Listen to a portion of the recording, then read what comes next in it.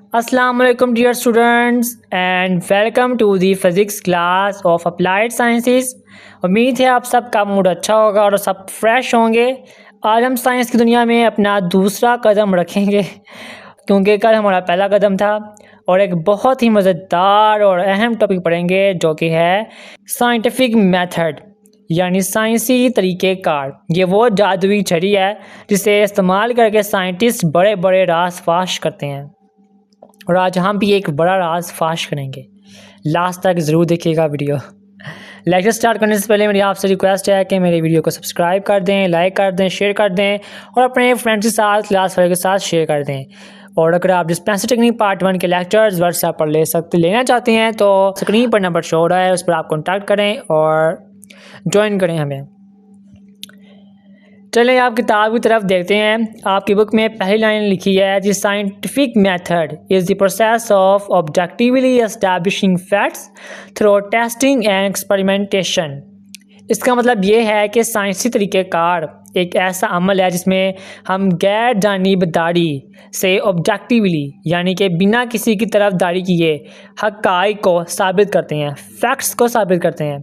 और ये साबित कैसे होता है? तजुर्बात और जांच पड़ताल के ज़रिए, एक्सपेरिमेंट्स करके, टेस्टिंग करके। सिंपल लफ्ज़ों में आपको मैं बताऊं तो आप किसी सुनी सुनाई बात पर यकीन नहीं करते बल्कि खुद टेस्ट करके देखते हैं कि सच है क्या या गलत है। ओके बच्चों, इस लाइन को हाईलाइट कर लें। ये एक बहुत इंपॉर्टेंट शॉर्ट क्वेश्चन है, डिफाइन द साइंटिफिक मेथड, और इसका जवाब यही पहली लाइन है। अब अगले पैराग्राफ पर आते हैं। The scientific method is a process with the help of which scientists try to investigate, verify, or construct an accurate and reliable version of the natural phenomena. They are done by creating an objective framework for scientific inquiry and analyzing the results scientifically to conclude that either supports or contradicts the observation made at the beginning. ये paragraph कह रहा है कि साइंसी तरीक़ेकार वो process है जिसकी मदद से साइंटिस्ट किसी भी कुदरती चीज़ या वाक़ये की तहकीक करते हैं, इसकी तस्दीक करते हैं या इसके बारे में एक दुरुस्त और काबिल एतबार नज़रिया बनाते हैं। आगे लिखा है कि ये सब कैसे होता है।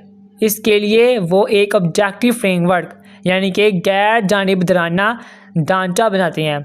फिर जो भी नतीजे आते हैं उसका जायज़ा लेते हैं और आखिर में इस नतीजे पर पहुंचते हैं कि उनकी तहकीक शुरू वाली बात को सपोर्ट करती है या उसे गलत साबित करती है। यहाँ एक एमसीक्यूज बन सकता है, the results of the scientific inquiry can the initial observation. तो इसका जो जवाब होगा वो होगा स्पॉट्स और कॉन्ट्रैडिक्ट। अब आते हैं इसके स्टेप्स पर।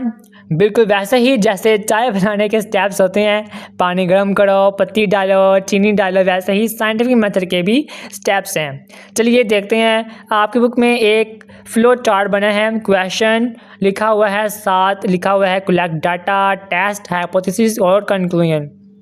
ये इसके बुनियादी स्टेप्स हैं। सबसे पहले हम पढ़ेंगे observation and formulation of a question. This is the first step of a scientific method. To start, an observation must be made into any observable aspect of the phenomena of the universe, and a question needs to be asked about that aspect. For example, you can ask why is the sky black at night, or why is the air invisible.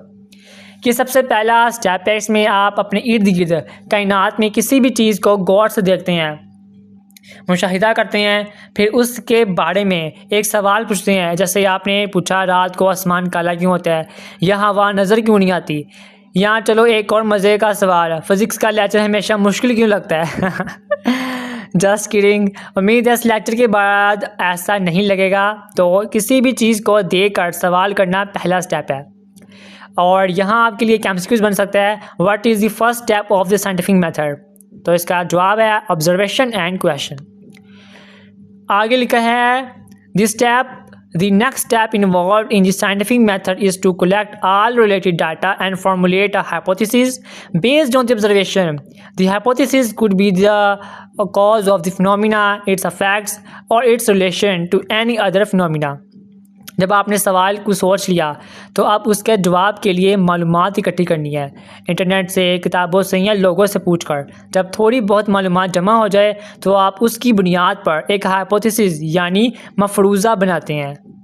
Hypothesis क्या होता है? ये सब का एक educated gas यानी एक पढ़ा लिखा अंदाज़ा होता है।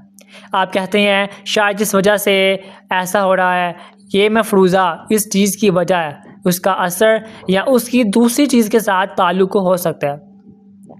इसको आप ये भी कह सकते हैं कॉन्सेप्चुअल। ये एक इंपॉर्टेंट शॉर्ट क्वेश्चन है, व्हाट इज़ हाइपोथेसिस। इसका जवाब आप लिख लें। मैंने आपको लास्ट वीडियो में भी कहा था कि आप अपनी बुक खोल लिया करें और पेन मार्कर पकड़ लिया करें ताकि आप साथ साथ शॉर्ट क्वेश्चन और MCQs के निशान लगा लिया करें। जी, तो आगे लिखा है what is hypothesis. Hypothesis is a proposed testable explanation for an observation. After the hypothesis is made, it needs to be tested scientifically. Scientists do this by conducting experiments. These experiments aim to determine whether the hypothesis is going to be true or correct. The observation made in the real world. Confidence is the hypothesis increase or decrease based on the results of the experiments. अब जो आपने अंदाज़ा लगाया है इसे test करने का time है, और साइंटिस्ट ये टेस्टिंग कैसे करते हैं? बिल्कुल सही, एक्सपेरिमेंट्स के ज़रिए। इन तजुर्बात का मकसद ये देखना होता है कि आपका अंदाज़ा यानी कि हाइपोथेसिस असल दुनिया से मेल खाता है या नहीं। अगर एक्सपेरिमेंट के नतीजे आपके अंदाजे के मुताबिक आते हैं तो आपका कॉन्फिडेंस बढ़ जाता है, अगर नहीं तो कॉन्फिडेंस कम हो जाता है। This step involves the use of proper mathematical and other scientific procedures to determine the results of the experiment. Based on the analysis, the future course of action can be determined. If the data found in the analysis is consistent with the hypothesis, it is accepted. If not, then it is rejected or modified and analyzed again. ये आखिरी step है, इसमें आप experiment से मिलने वाले results का जायज़ा लेते हैं। इसके लिए आप हिसाब किताब और दूसरे साइंस के तरीके इस्तेमाल करते हैं। अगर जायज़ा लेने के बाद पता चले कि डाटा आपके हाइपोथेसिस को सपोर्ट कर रहा है तो उसे कबूल कर लिया जाएगा, उसे एक्सेप्ट कर लिया जाएगा, और अगर डाटा उसे सपोर्ट ना करे तो उसे रद्द कर दिया जाएगा यानी कि रिजेक्टेड कर दिया जाएगा, या उसमें तब्दीली लाई जाएगी, उसको मॉडिफाइड कर दिया जाएगा और दोबारा पेश किया जाएगा। अब आखिरी पैराग्राफ देखते हैं। इसमें लिखा है it must be remembered that a hypothesis can not be proved और disproved by doing one experiment. It needs to be done repeatedly until there are no discrepancies in the data and result. When there are no discrepancies and the hypothesis is proved, it is accepted as a theory. ये बहुत अहम बात है, याद रखें कि सिर्फ एक तजर्बे से कोई हाइपोथेसिस ना तो 100% सही साबित होता है और ना ही 100% गलत। इसे बार बार टेस्ट करना पड़ता है, और जब बहुत सारे एक्सपेरिमेंट्स के बाद भी नतीजे सेम आए और हाइपोथेसिस हर टेस्ट में पास हो जाए तो फिर उसे प्रमोट करके थ्योरी का दर्जा दे दिया जाता है। थ्योरी बनना कोई आम बात नहीं है, ये हाइपोथेसिस की प्रमोशन है। ये भी एक इंपॉर्टेंट शॉर्ट क्वेश्चन है, when does a hypothesis become a theory. तो इसका जवाब ये लिखेंगे when a hypothesis is repeatedly tested and confirmed through many experiments without any contradiction, it is accepted as theory. चलिए अब जल्दी से आपकी बुक में दी गई एक्सरसाइज के निशान लगा लेते हैं।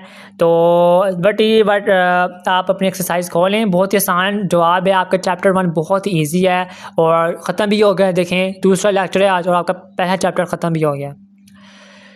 अच्छा जी, तो पहला सवाल है right a detail description of scientific method.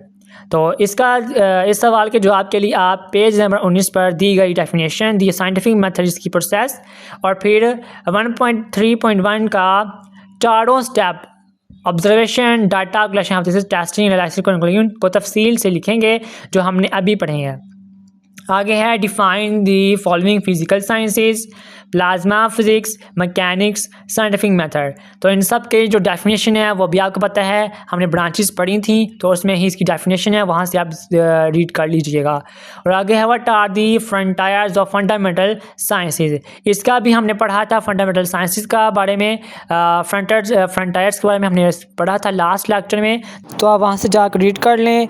उम्मीद है आपको लेक्चर समझ आ गया होगा। अगर आपका कोई भी सवाल हुआ या कोई बात आपको समझ ना आई हुई तो आप कमेंट सेक्शन में पूछ सकते हैं। मुझे इजाज़त दीजिए। अल्लाह हाफिज़।